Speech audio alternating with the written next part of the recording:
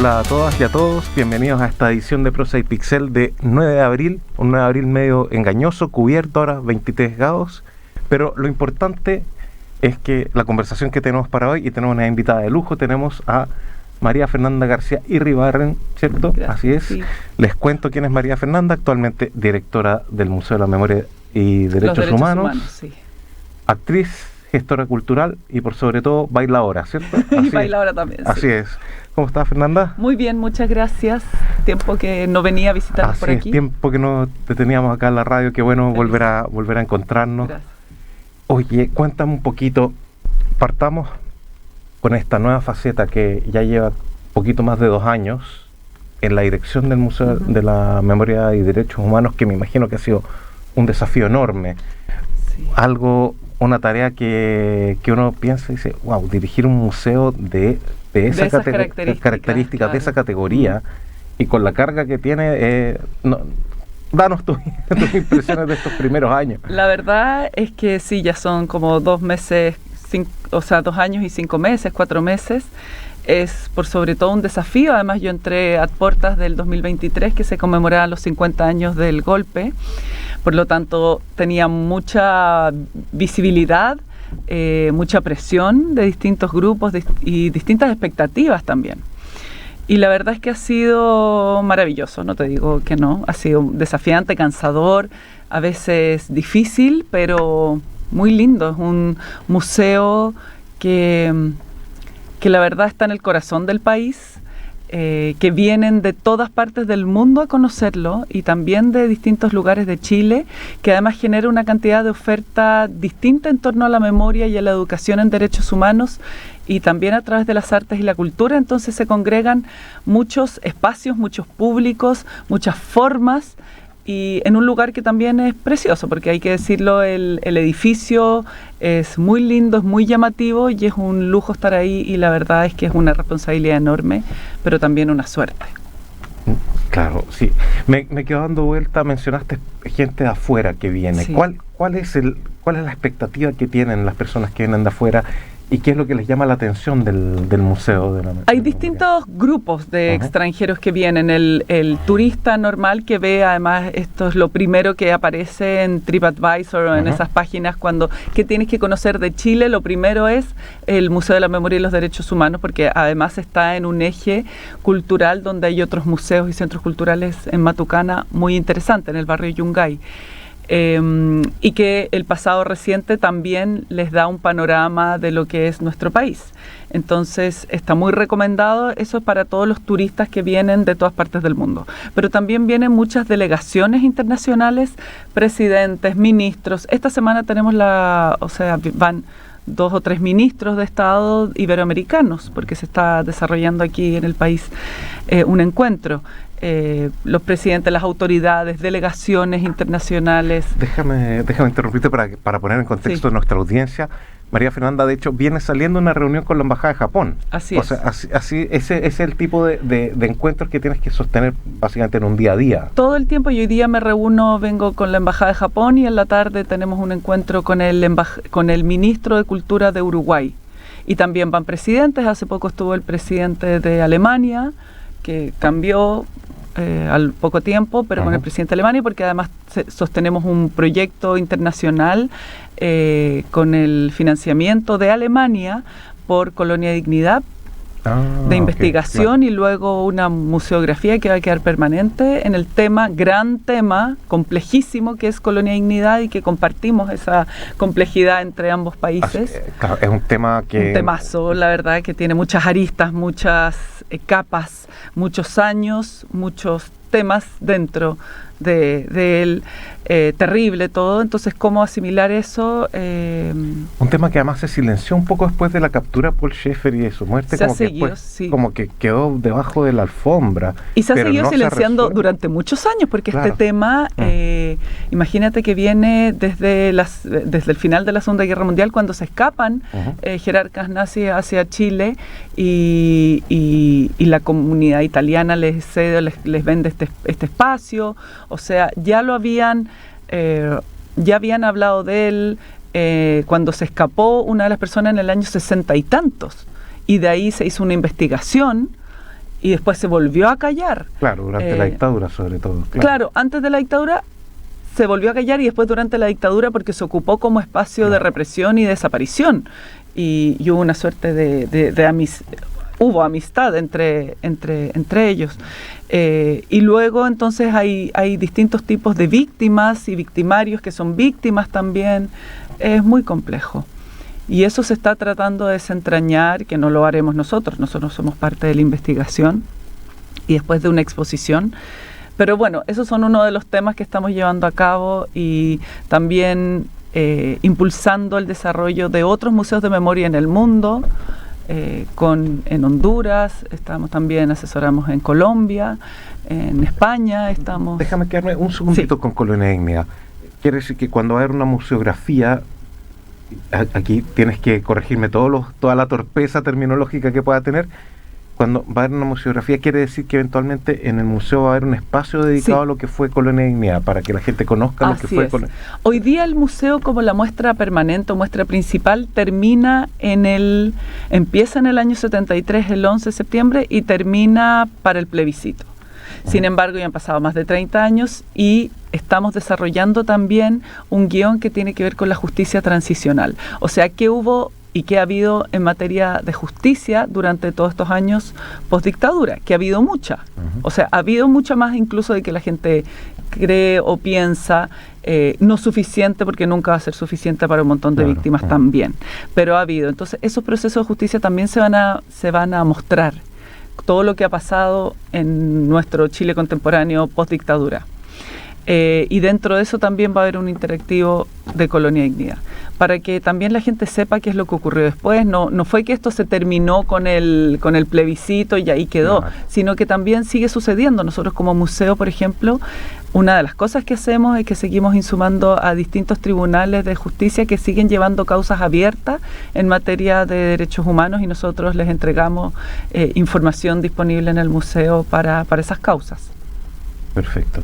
Oye, bueno, mencionaste que tu entrada fue muy cercana al sí, fue a finales del 2022, cuando gané el concurso. Claro, tú entraste por concurso de alta dirección pública, ¿cierto? No es alta dirección pública porque es una fundación privada, pero muy parecido a eso.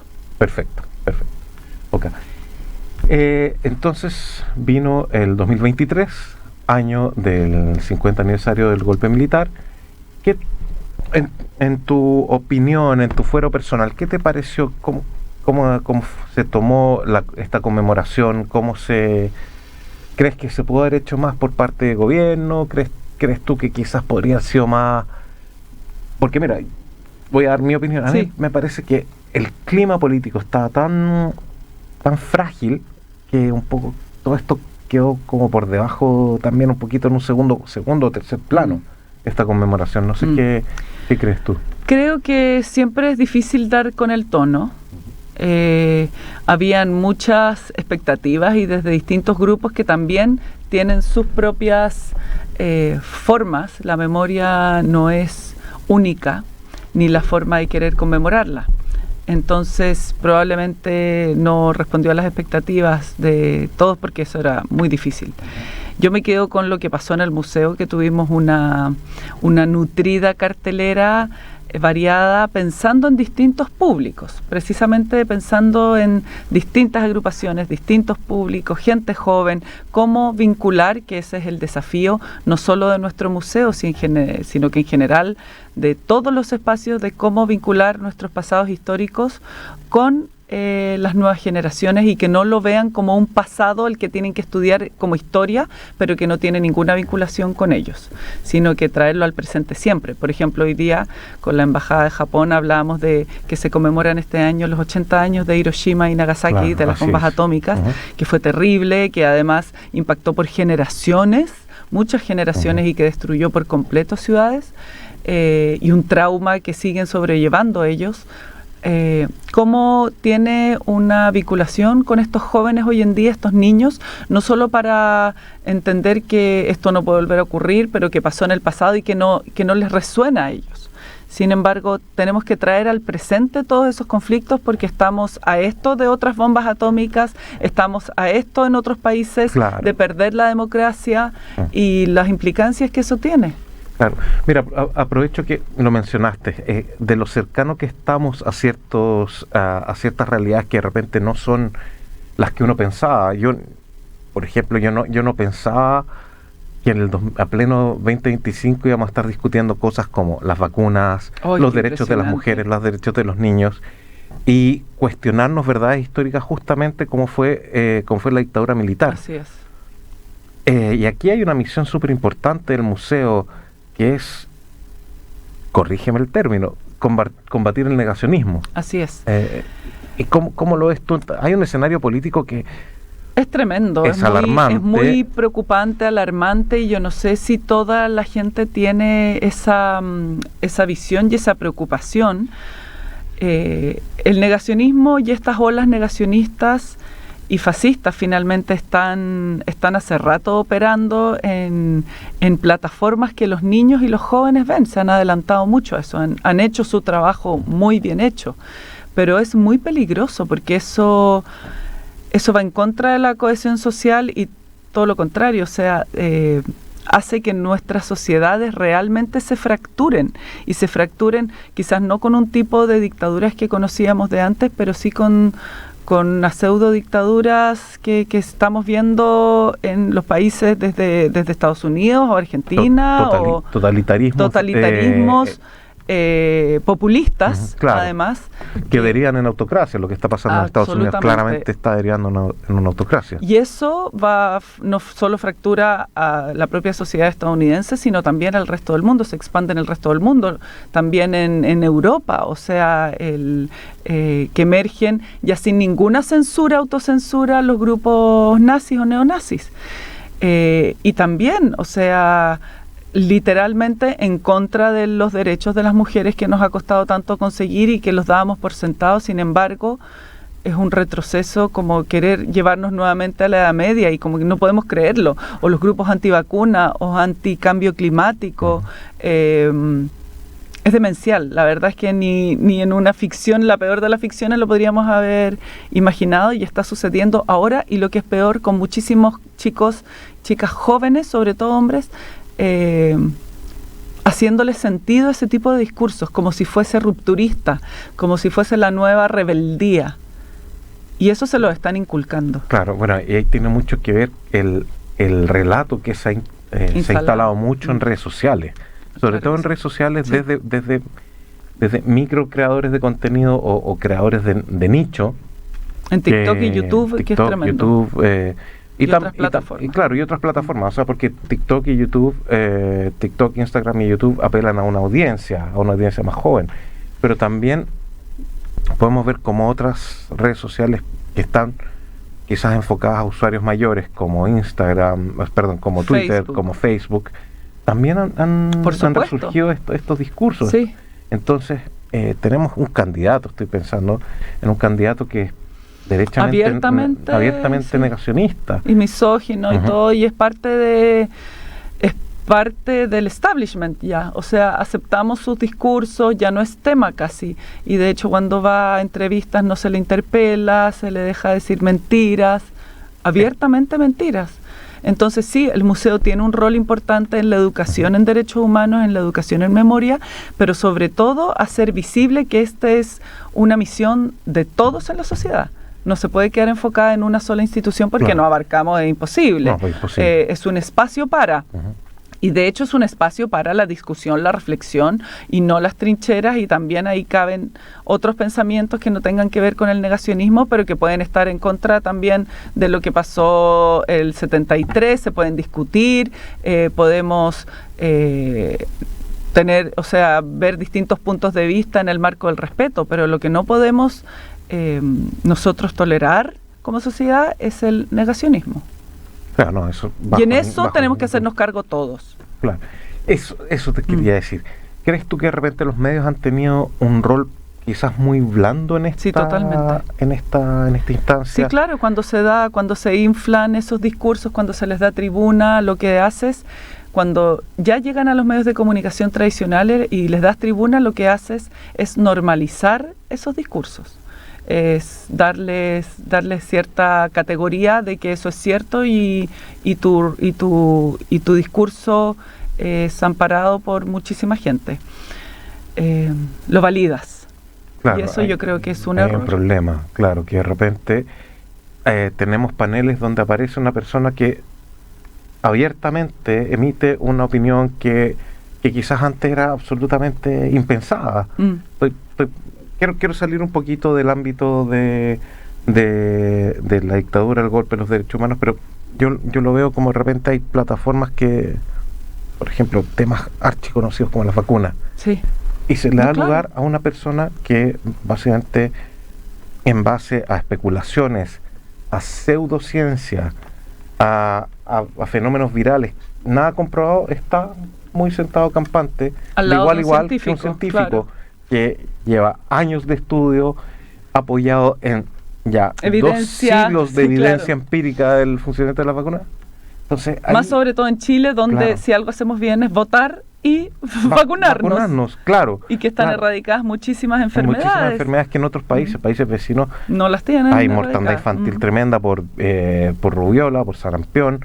Estaba leyendo hace poquito en Estados Unidos hay el resurgimiento de gente, el resurgimiento del sarampión y muertes por sarampión. El sarampión, que aquí es como una peste de alguna manera que está erradicada hace muchos años y que te da sin ninguna consecuencia. Claro, o sea, increíble. No, a eso me refiero con validar discursos. Es como si trajéramos, porque hay gente que cree que la Tierra es plana y hay terraplanistas hoy en día, y también los llevas a los medios de comunicación y los sientas al lado de otros. Estás validando esos discursos, los discursos frente anticambio climático, y los derechos de las niñas y las mujeres, o las disidencias sexogenéricas que hablan en contra de ellos. O sea, son derechos que creíamos ya eran parte de nuestra sociedad. Sin embargo, es muy difícil construir, pero es muy fácil destruir. Claro, hay ciertas líneas que pensábamos que no se cruzaban. Y se están cruzando de una manera abismante. Sí. Pensando en eso, ¿hay alguna narrativa de estas que han surgido que a ti te haya parecido particularmente agresiva, particularmente ofensiva? Por dar un ejemplo, hay una relativización de lo que son la condena a Krasnov, por dar un ejemplo. A ellos toda la relativización o negación o incluso banalización, porque son distintos términos, que incluso es más peligrosa la relativización y el banalismo la banalización frente a los temas, como tener a Pinochet como un ícono casi pop, que las juventudes crean que lo igualen a otros presidentes, o Allende igual a Pinochet, porque los chicos jóvenes no saben quién es quién. Eso es una realidad, nosotros la vivimos en el museo. No saben quién es quién, son muy pocos los que entienden. Literal, que tú le muestras una foto y tú dices, sí, quién. Muchos no saben quién es quién. O sea, la otra vez eso es complicado. Tuvimos unos chicos que estaban grabando un video frente al cardenal Silva Enríquez, y de repente se dieron vuelta y dijeron, no, pues frente a Pinochet no. Y era el cardenal. Entonces, realmente no saben. Wow. Es como si nosotros hubiésemos estudiado la guerra del Pacífico para ellos, así de lejano. Y no es tan lejano. Y además sus abuelos, sus padres vivieron esas consecuencias. Entonces también ha habido un silencio social muy demoledor y que sigue perpetuándose. Como que la gente dice, ya, no queremos tener problemas, no hablemos. Sin embargo, van y se encuentran con un abuelo, se encuentran con un pariente, o van con su tía, y su tía que nunca había entrado al museo se pone a llorar, y ahí se abre en esa conversación familiar. Porque sigue habiendo mucho silencio por la falta, por el estigma, por no perpetuar el sufrimiento, por miedo, sigue habiendo miedo. En fin, son muchas cosas las que suceden, y los jóvenes no saben quién es quién y tienden a banalizar todo esto. Y gracias a estos discursos que hablan, que incluso en España, por ejemplo, están glorificando a Franco, o aquí al dictador. Claro, uno lo escucha y no puedes creerlo. Claro, y sí lo están glorificando, siendo que aún hay cuerpos no encontrados, o relativizan la muerte como, bueno, podrían haberse muerto más, podrían haber asesinado más personas, sin saber que también la gran mayoría de los que asesinaron y fueron desaparecidos son jóvenes como ellos. Entonces el rol del museo es hacerles ver que si esto pasara, por ejemplo, hoy en día frente a esos discursos, mátenlos a todos, a los comunistas, yo hubiese sido torturada, probablemente a ti te habrían venido a buscar también, hubiese sido desaparecido, los chicos de los controles también, la gente que está ahora en el gobierno, que te puede gustar o no, porque eso, y estar de acuerdo o no, y encontrar que lo hacen pésimo, con razón o no, también puede ser. Pero sin embargo, eso no significa que tengas que torturarlos, desaparecerlos, asesinarlos en unas condiciones espantosas, violar a las mujeres y a hombres, hacer las cosas más horribles que se hicieron aquí y que además se planificaron.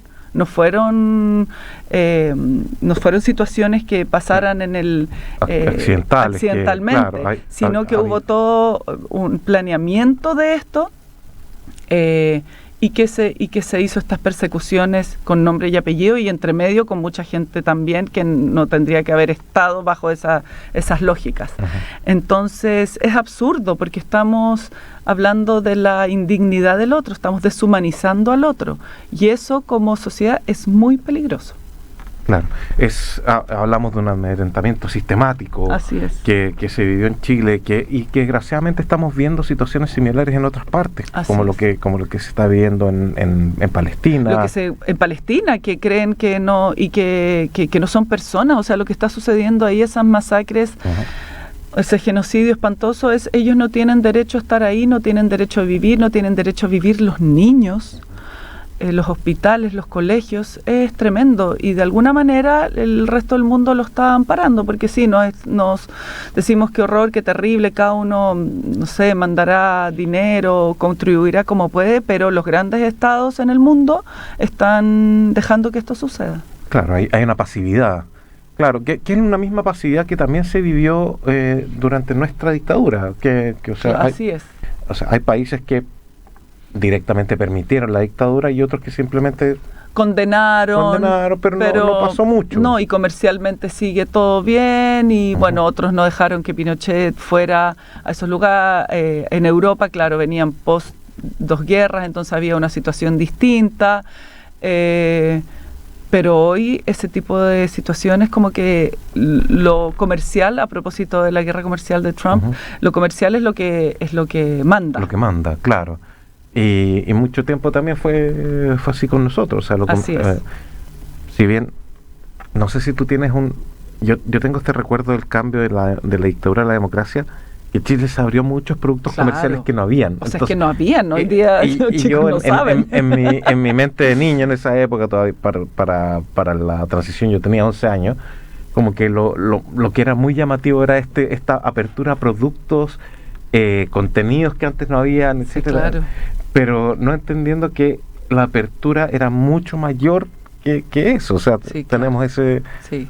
Entonces, quizás para alguien que sí vivió la transición en cierto modo, puede ser tan difuso, quizás aún más para las generaciones más jóvenes. Claro, es que estas generaciones además han vivido con todas las imperfecciones, en democracia siempre, con apertura siempre, y con mucha abundancia. También, claro. Mucha abundancia, incluso en pobreza, pero con abundancia de productos, de cosas para ver, de medios de comunicación, de canales, de productos en el supermercado, todo. De posibilidades también de expresión, de manifestación, etcétera. O sea, hemos vivido una época que es bastante peculiar, donde hemos ido transitando de un gobierno de centro derecha a uno de centro izquierda, de nuevo centro derecha a centro izquierda, y así sin mayores bemoles. Así es. Y ahora sí, quizás puede venir un escenario más complicado. Volvamos un poquito al museo. Cuéntanos un poquito. ¿En qué consiste el día a día del museo? ¿Y cuáles son las actividades que en este momento están impulsando ustedes? Bueno, el día a día del museo es distinto porque somos un museo de memoria y derechos humanos, que además de su muestra principal tiene otras salas con muestras temporales que vinculan el arte y la fotografía y otras expresiones con ese periodo o con periodos hoy en día, y de otros países también, de otras latitudes. También es de alguna manera un centro cultural porque tenemos una cartelera muy rica post 6 de la tarde y también pasan muchas cosas en el auditorio durante el día, lanzamientos de libros, teatro. Ayer tuvimos una obra para 1000 personas para la inauguración del Año Iberoamericano de las Artes Escénicas. Tenemos conciertos, cine, el cine de colecciones todos los miércoles, encuentros, conversatorios, lanzamiento de libros, en fin. Cine todos los miércoles, o sea, hoy día comienza el cine de colección, que es cada 2 miércoles, que son las colecciones del museo. Hoy día es Esperando Godoy, una película inédita que se terminó post dictadura. Es el cine de colección que tenemos en nuestras colecciones y es el archivo de derechos humanos más grande que hay en el país. Entonces también tenemos muchísimos investigadores, estudiantes que van a investigar, pasantes y también artistas que a través de nuestras colecciones hacen y crean sus propias obras. Es importante lo que menciona Fernanda, porque bueno, recuerdo, estamos con María Fernanda García, directora del Museo de la Memoria y Derechos Humanos, porque este no es un museo desde la noción arquetípica del museo, que es un lugar donde colecciones van a empolvarse. No, aquí este es un museo que es activo. No es un mausoleo. No es un mausoleo, exactamente. Y antes de ir a la pausa musical, quería recordar que esta universidad y esta escuela y la Escuela de Periodismo ha estado vinculada al museo, porque de hecho una de las exhibiciones de uno de los documentales más importantes que se ha producido acá, que fue Dosonianas, se exhibió justamente su estreno fue en el museo. Sí. Una actividad en la cual tuve el privilegio de estar, fue una actividad muy muy bonita, así que eso, recordar que los museos y museos que están gestionados de esta forma son museos activos, museos vivos, que congregan, que están vinculados con el día a día, con las personas y con distintos públicos. Así es. Oye, Fernanda, ¿te parece hacemos una pausita musical? Cuéntame, ¿qué vamos a escuchar? Es Zenet, sí. Lo pronuncié bien, cuéntanos un poquito de Zenet. Me encanta Zenet, nunca lo he visto en vivo, pero lo descubrí hace unos años y la verdad me gusta mucho su aproximación al flamenco, que es más pop. Yo amo el flamenco, lo sabes, y además esta canción me trae muchos recuerdos. ¿Y la canción se llama? Soñar contigo. Soñar contigo. Vamos con la música. Estamos presentando en Radio U Central Prosa y Pixel, un programa destinado a recorrer el mundo de la cultura desde las artes y la literatura hasta el cine, los videojuegos y el mundo digital.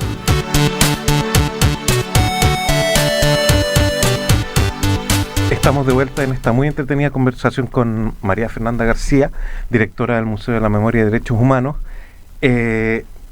Hay todo un tema que tiene que ver con el lugar ideológico de lo que ha sido la situación de la dictadura, el golpe militar.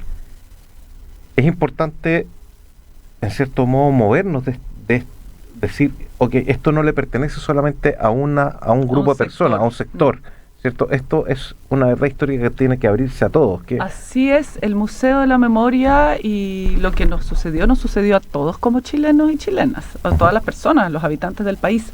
Esos traumas nos pasan y tiene consecuencia en todos, y el museo es para todas y todos, y es un museo de memoria, de derechos humanos y de respeto a la democracia. Por lo tanto, no es una trinchera ideológica de un sector, y así esperamos que se siga abriendo cada vez más, sino de aquellas personas que valoran la democracia en nuestro país y en todas partes del mundo. Y una convivencia solidaria, respetuosa, en valores fundados en la paz. Hablamos de Hiroshima, por ejemplo, que fueron otras circunstancias, o los espacios de memoria que se construyen en otros países tienen otros principios. A veces son dictaduras de izquierda o son guerras civiles, o lo que pasa en Colombia, que también está ligado al narcotráfico muchísimo hoy en día y que también están haciendo sus espacios de memoria. Entonces, el Museo de la Memoria y los Derechos Humanos está abierto a todo ese tipo de manifestaciones, y de hecho trabajamos con distintas embajadas, con distintos países que también quieren estar ahí y que sienten el Museo de la Memoria como propio. Me contabas que hay varias instituciones que hacen sus cursos sobre derechos humanos en el museo. Así es. Bueno, hay un diplomado de derechos humanos, educación para los derechos humanos, junto con la Universidad de Chile, que se hace junto con el museo, pero también se van a instruir instituciones como Carabineros, Gendarmería mira. y la PDI. Mira. Desde hace años ellos tienen sus cursos de derechos humanos y van de visitas al museo, y de hecho algunos se certifican, por así decirlo, de guías del museo. Ya tienen sus propios guías, y la verdad que creemos que es muy importante cuidar ese espacio y que ojalá fueran otras fuerzas armadas, de las Fuerzas Armadas también a instruirse, a visitarlo, a ser parte, porque de la historia de la cual los jóvenes hoy día de esas instituciones no tienen una noción, no tienen una noción bien vaga de lo que pasó, tampoco ellos se pueden hacer cargo de eso. Sin embargo, tienen que conocerlo, porque es parte de toda nuestra historia y también de los horrores que sucedieron. También ellos tienen que saber que en su individualidad no pueden cargar con ese estigma, sin embargo pueden hacer mucho por propiciar otro tipo de relación. Entonces, si me adelanto un poco, a ver, ¿puede darse la situación de que uno va al museo y hay un carabinero que sea tu guía? No. Ellos se forman como guías entre ellos mismos. Entre ellos. Perfecto. Entre sus grupos. Te y muchos chicos, claro, vienen aquí a formarse y son de regiones y nunca han visitado la ciudad, nunca han visitado el museo, y el museo es bien impactante cuando uno llega. Es una estructura preciosa. Es una estructura muy linda donde pasan muchas cosas. Y tenemos asiduos también que luego van para las actividades que pasan ahí alrededor. Hoy día tenemos cine de colección, por ejemplo, mañana tenemos otro documental que se llama Desaparecer, y el lanzamiento de un torneo espectacular sábado, un torneo de freestyle. Freestyle de rap. Perfecto. Okay. Para los más mayores, como una paya en rap. Paya moderna. Con chicos y chicas, esperamos desde los 12, 10 años, 12, 13, 14, 15, no sé, esa es la edad más o menos del freestyle. Este es del concurso Mala Memoria que hacemos junto con Balmaceda Arte Joven, y cada 2 años la idea es que conozcan nuestras colecciones del museo, ya sea audiovisuales, cartas, fotos, documentos, y como eso no es tan atractivo para alguien joven o niño, lo puedan dar a conocer y trabajar, y hemos trabajado con ilustración, con música electrónica, con danza, con pintura, en fin, a través de distintos medios artísticos destinados para que ellos conozcan y pueden hacer las suyas a través de estos lenguajes. Y ahora, como este es el año de Memoria Joven, Voces de Niñez y Adolescencia en el museo, y nuestra misión es vincularnos cada vez con audiencias más jóvenes, es que lo hacemos a través del freestyle. Entonces, si van a partir de las 4 de la tarde y hasta la noche, este sábado, como todas las actividades del museo son abiertas y gratuitas, van a encontrarse con va a haber un DJ, va a haber unos, ¿cómo se llaman? Como unos animadores. Claro. Porque esto tiene toda una metodología. Los MC, los MC, claro. Sí. Yo soy una vieja chuñusca para ello, imagínate. No. Pero también voy a conocer de qué se trata esto, y el equipo del museo que lo está llevando adelante, sobre todo el equipo de extensión y comunicaciones, también han ido a ver los torneos, han ido a ver de qué se trata el grupo. Estamos en una alianza con Barra Base, que es un medio de ellos. Hicimos un video muy lindo junto con Destello y El Menor, que son 2 freestyleros muy conocidos. Entonces se van a encontrar con esto y con unos grafiteros que también van a estar ahí. Perfecto. O sea, es una invitación a todo público. Claro, sí, claro. Claro, porque ahí tú mencionas esto de integrar a los más jóvenes. ¿Desde qué edad uno debería llevar a los chicos al Museo de la Memoria? Mira, porque también hay ciertos contenidos que uno puede decir que son poco aptos o poco comprensibles para ellos. A partir de los 12 años yo creo que es una muy buena edad.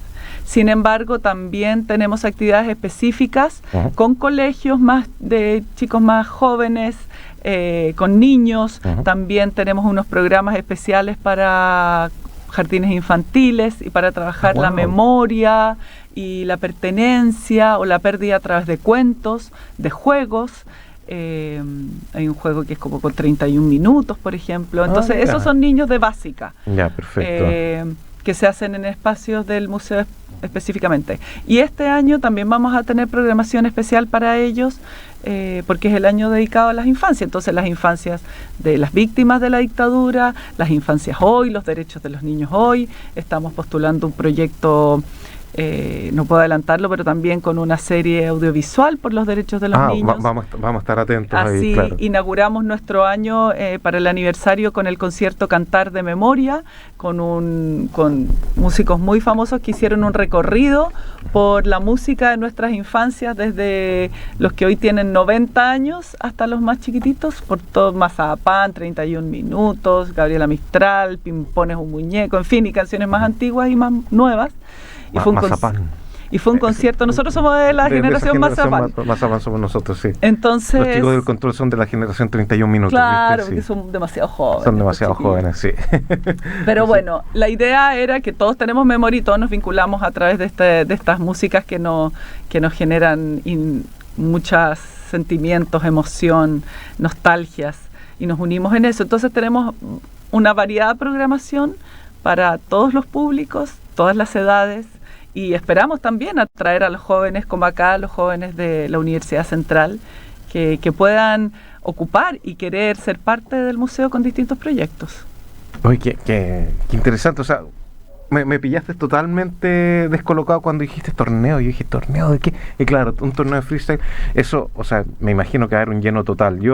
Yo fui vecino mucho tiempo al Parque Bustamante. Sí, pues ahí se hacen estos encuentros, sí, que son improvisados, sí. O sea, no improvisados, digámoslo, sino oficiales, o sin una orgánica, y se llena, o sea, uno ve pues se llena, cientos de chicos ahí, sí. Entonces me imagino que esta va a ser una instancia donde van a tirar la casa por la ventana. Porque nunca con esto se lanza el Mala Memoria, el concurso con las bases, la página web, y luego están los finalistas, va a haber un jurado, hay profesores o que los acompañan, porque la idea es que también ellos no ocupen el lenguaje que ocupan siempre, hay sesgos, por supuesto, hay ciertas dificultades, lógico, claro. Y poner los temas que nos interesa poner, que también tiene que ver con los derechos humanos, derechos de los jóvenes, con la democracia, una sociedad más equitativa, la solidaridad.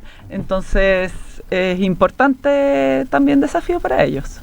Sí, va a estar interesante, claro, porque ahí, o sea, es freestyle, pero dentro de un marco. Ay, pero mira, después te voy a mostrar un video que quedó increíble con estos conceptos. Perfecto.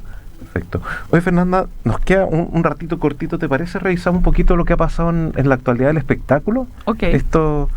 Estos días. Oye, bueno, yo sé que aparte de bailadora también eres salsera. Uy, sí. Sí, así es. Pero te traigo una mala noticia. Porque en República Dominicana se dio un accidente bastante trágico en la discoteca Jet Set. ¿Ya? Donde el techo de esta discoteca colapsó durante una presentación del cantante Rubí Pérez. Ay, no lo conozco a Rubí Pérez. ¿Y qué? ¿Y murió? Y murió, sí, lamentablemente. Sí, él es uno de hay 108. BBC consigna 120 muertos. Qué tremendo. Hace un ratito estaban conté en 108, pero claro, esto fue el domingo en la madrugada. Y el Jet Set era un club con 50 años de historia, y bueno, hay videos bastante crudos, porque había gente. ¿Pero y cómo había gente en el techo? No entiendo. No sé, desgraciadamente los videos no dan cuenta de eso, pero porque casi todos los videos estaban enfocando a Rubí Pérez, que estaba cantando en su momento, claro. Y hay un colapso, pero claro, es una triste noticia. Muy triste. Así es. Y bueno, y lo más grave de todo esto, que los dueños del Club Jet Set están desaparecidos. Ay, qué tremendo. O sea, no están disponibles. No están disponibles. No es que desaparecieron bajo los escombros. No están, desaparecieron. Se viraron. Claro, se arrancaron. Claro, eludieron la responsabilidad. No van a poder eludirla por mucho tiempo. No, así es. Oye, bueno, otra noticia también dentro de un ámbito tristón es la del fallecimiento de Klonberg, baterista de Blondie, quien falleció ayer a los 70 años. Hoy me estás dando puras noticias que no sabía. Sí. Así que, pero te cambio entonces por una buena noticia. Ya, por favor. ¿Okay? y aquí una noticia, y además, aparte, quiero tu opinión. Porque hay un grupo de artistas, sobre todo escritores y poetas, quieren declarar el natalicio de Gabriela Mistral como el Día de la Poesía Chilena. ¿Qué te parece eso? O sea, todo lo que se puede hacer con Gabriela Mistral yo creo que es poco y estamos atrasados.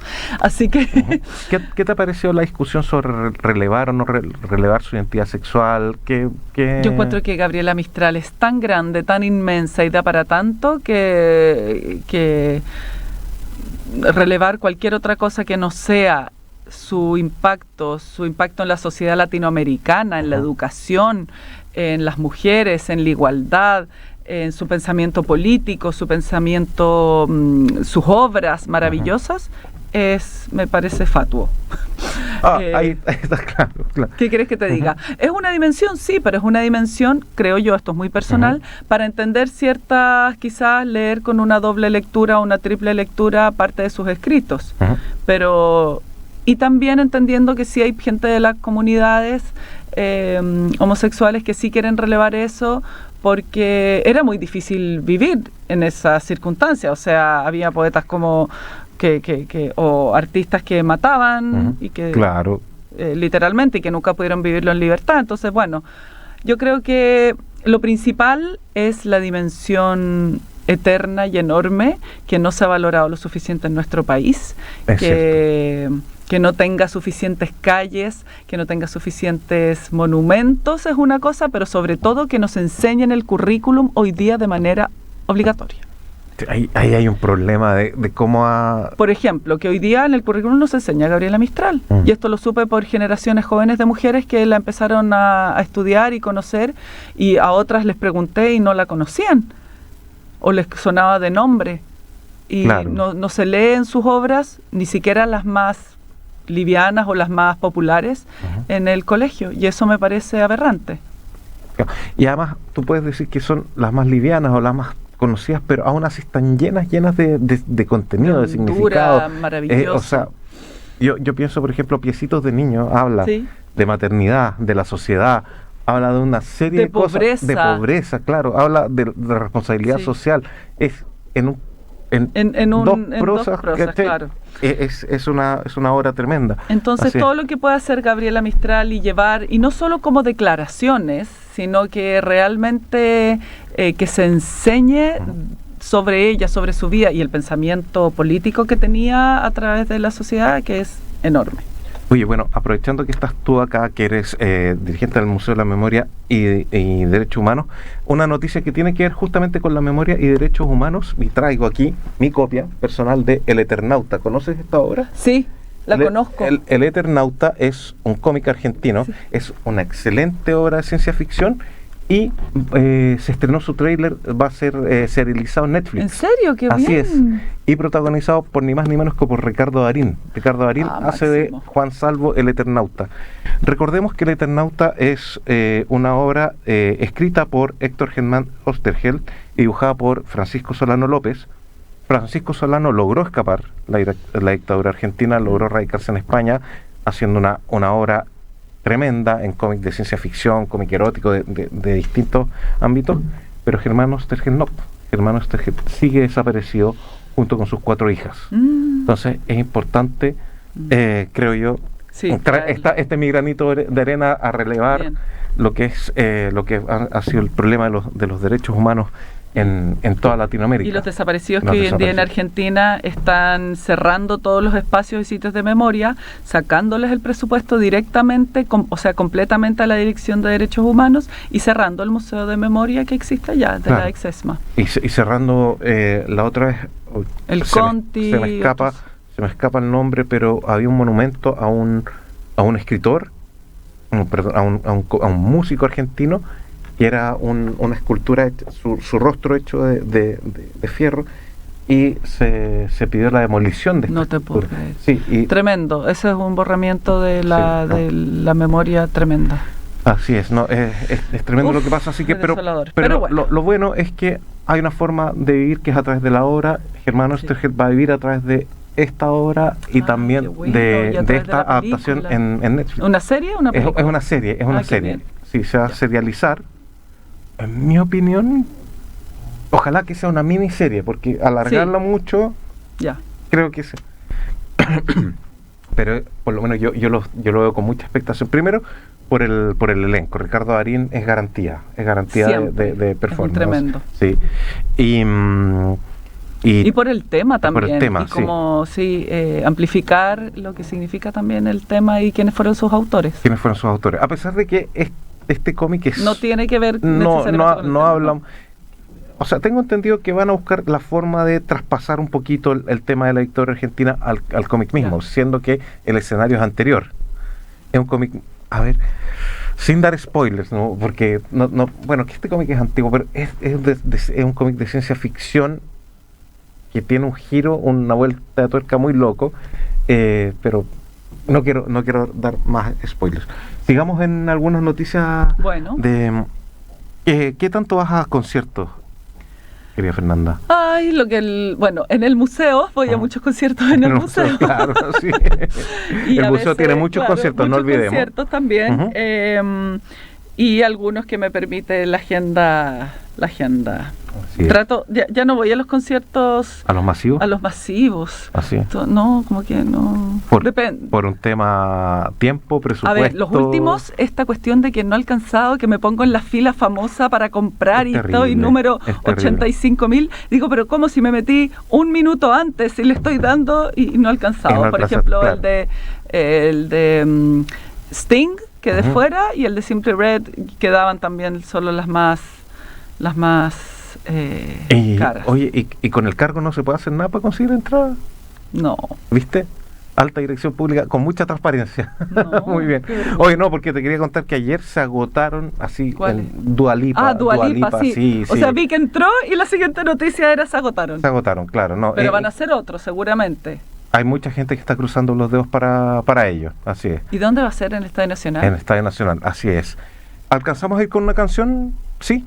Cuéntanos, ¿qué vamos a escuchar ahora, Fernanda? Porque teníamos varias canciones. Si no me equivoco, vamos a escuchar a Miguel Campelo. Cuéntame quién es Miguel Campelo. Miguel Campello es otro cantador que también versiona canciones populares que conocemos. Y yo creo que esta, ¿a quién le importa?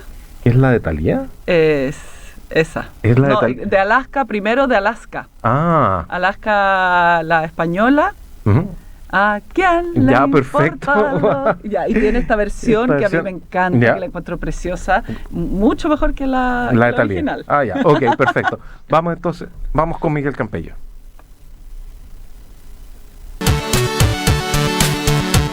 Hemos presentado en Radio U Central Prosa y Pixel, un programa destinado a recorrer el mundo de la cultura, desde las artes y la literatura hasta el cine, los videojuegos y el mundo digital, con la conducción de Pedro Fodi.